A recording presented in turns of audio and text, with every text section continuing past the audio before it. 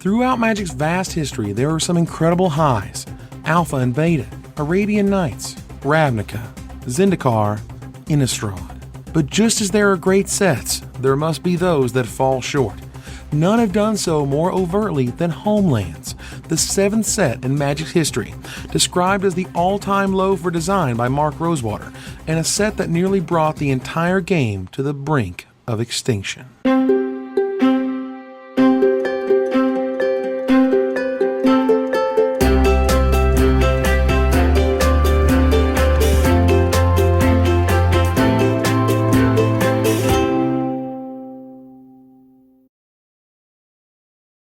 In the early days of Magic, Wizards of the Coast was reliant on several teams to develop new sets. Expecting to mirror the world of board games, expansions were seen as things released perhaps once a year at best. That was the thinking, of course, until Magic happened. Selling out of their quote 6-month supply of alpha in less than 2 weeks, and the beta printing in less than a week, new sets immediately got put into the queue. The first was hastily designed by Richard Garfield himself, based on existing lore and entitled Arabian Nights.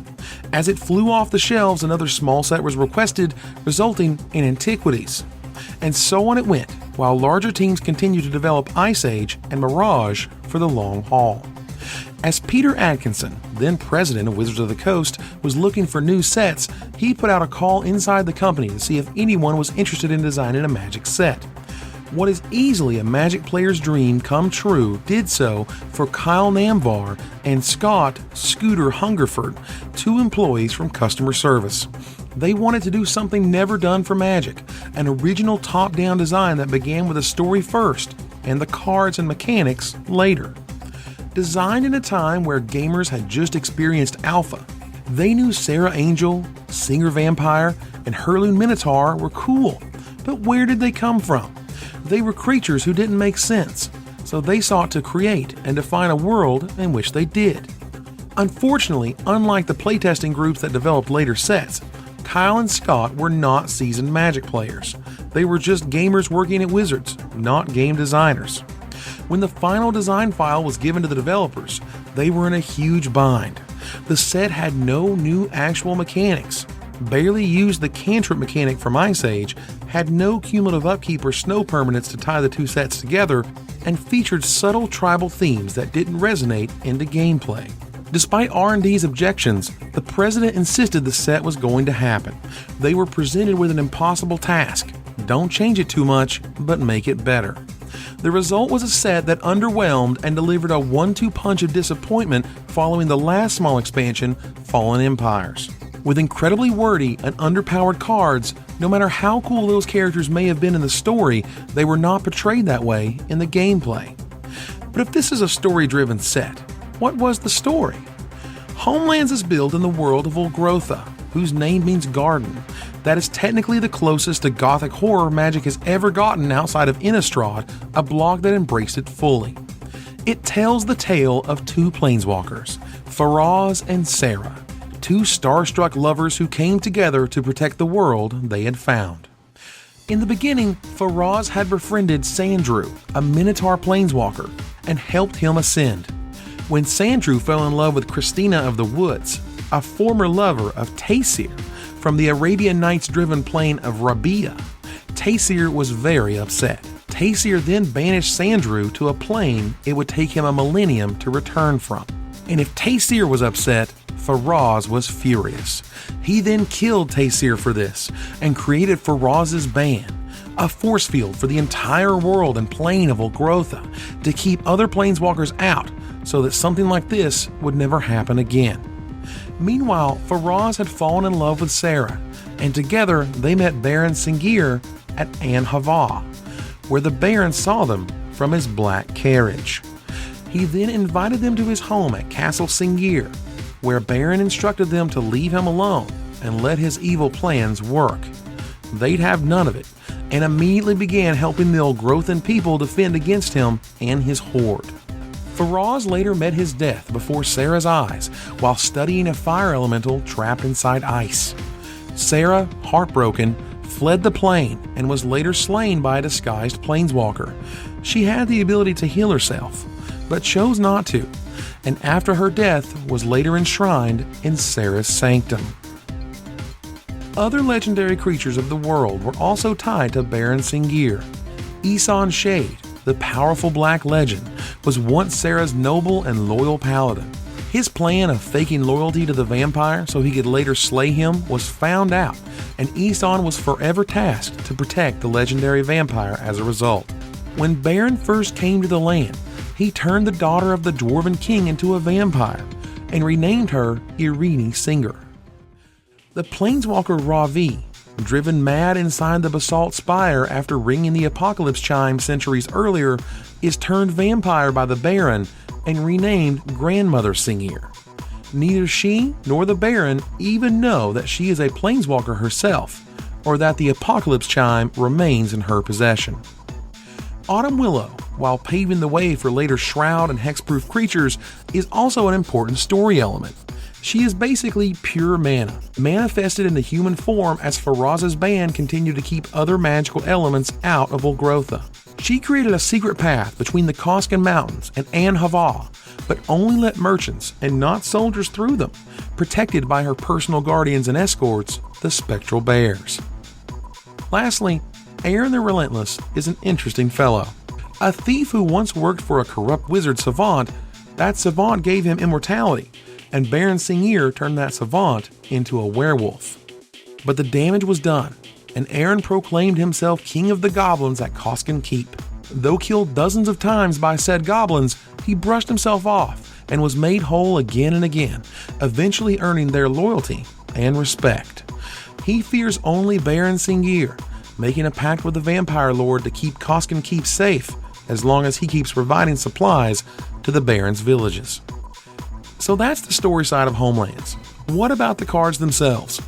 The set was the last to feature 8 card booster packs, featuring 6 commons and 2 uncommons. As such, there were no actual rares in the set, only levels of common and uncommonality. It was also the first set to have a true synchronous international release all over the world in 5 different languages. Homelands features only one true cycle. The tricolor land cycle is the first time 3 different colors of mana could be explicitly generated by a single land, albeit unofficially. Carried over mechanics from Ice Age included cantrips, that is, spells that draw you a card as part of their effect. The last card to ever feature Ante, Temerian Fiends, was included in the set. Ante, and its uncomfortable nature when matched with a collectible card game, has not been missed. While the original designers noted that they would have liked to have new mechanics in the set, they were not allowed by R&D at the time. Their goal was to be a simple set, not for hardcore tournament players, but rather their 8-year-old brother who liked to build theme decks. They didn't want to cause a rules insert as previously seen with the Legends set. Needless to say, they achieved this goal handily. As with other early Magic sets, there are vanity cards that feature or allude to game developers themselves. Kyle Namvar had a ferret, so he created Yoven's Ferrets. Rysorian Badger is named after Rias Hall, co-founder of the DCI, the governing body over Magic's organized play. Didgeridoo broke the mold when it came to artifact abilities at the time, as it wasn't until Aethervial, almost a decade later, that an artifact had the ability to put a creature directly on the battlefield based on certain conditions. The release of the set coincided with Magic the Gathering 1, a celebration of the game that included release events for Homelands. It also included a very special video made just for the set. Here's a few short clips. Hasten then. We must get to the Dwarven Gate before the others. This way.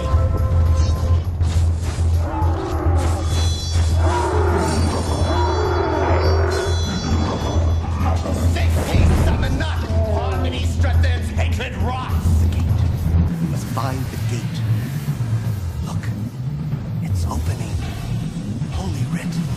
The spell of protection is broken at last. Ah. So this is Koskin Keep, den of villainy and home of goblins, ruled over by Aaron the Relentless. An intriguing, if not twisted character, the self-appointed Goblin King, an immortal who's been assassinated some 27 times by his loyal subjects. It would be several years before any promotional videos like this were ever produced again. At the first Pro Tour, in the wake of the underwhelming response to the set, Wizards of the Coast then instituted a policy that all standard legal decks were required to have at least 5 cards from all standard legal sets at the time. While it wasn't overtly stated, this was commonly known as a home decapped format, where the only way Homelands cards were making their way into competitive decks were because Wizards forced them to. Serrated Arrows was quickly found to be the most competitive card in the set thanks to its colorless utility, and found its way into many Pro Tour decks. This unfortunate policy was later quietly dropped. Serrated Arrows was also called Sawtooth Arrows in design, but was later changed.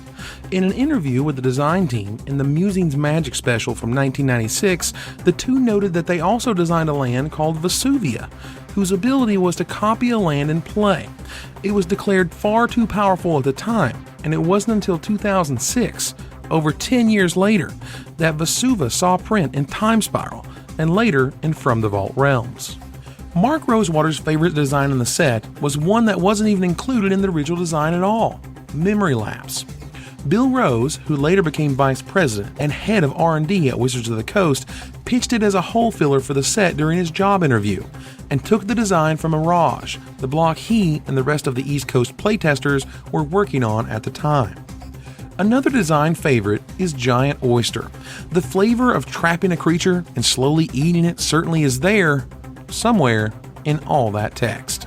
Mark Rosewater's most reviled card in the set is Leeches, as it turned poison from something that was inevitable and permanent into what is more or less another life total. Rosewater was clear in the design for Scars of Mirrodin block that brought back poison to Magic that no such card was to ever exist, and to keep poison as unique as it could be. Color and creature identity took a backseat in Homelands, as colors that usually didn't have certain abilities suddenly did so. Leaping Lizard had an ability that made no sense on a green card, while the Black Ghost Hounds featured Vigilance. Root Spider highlighted the fact that even classic creatures lack their telltale abilities, as this spider is unable to block flyers. Ultimately, Homelands is a set that taught Magic players, and especially Wizards itself, what does and does not work. A set that is only focused on story can't deliver on mechanics, and a set that is not designed or properly developed by those truly familiar with the game won't work. It taught the company to trust R&D more, ensure that all sets have a clear identity and gameplay mechanics, and that not just anyone can design a Magic set. While the very negative experiences Homelands provided will forever remain a painful lesson for the makers of Magic, some lessons are worth learning. Thanks for watching. Enjoy this episode? Help me make more by supporting the show over at Patreon. Sponsor the content you enjoy so I can keep making it. Patrons get to see the episodes before anyone else, get their names in the credits, and more. Head on over to Patreon and I'll see you guys there.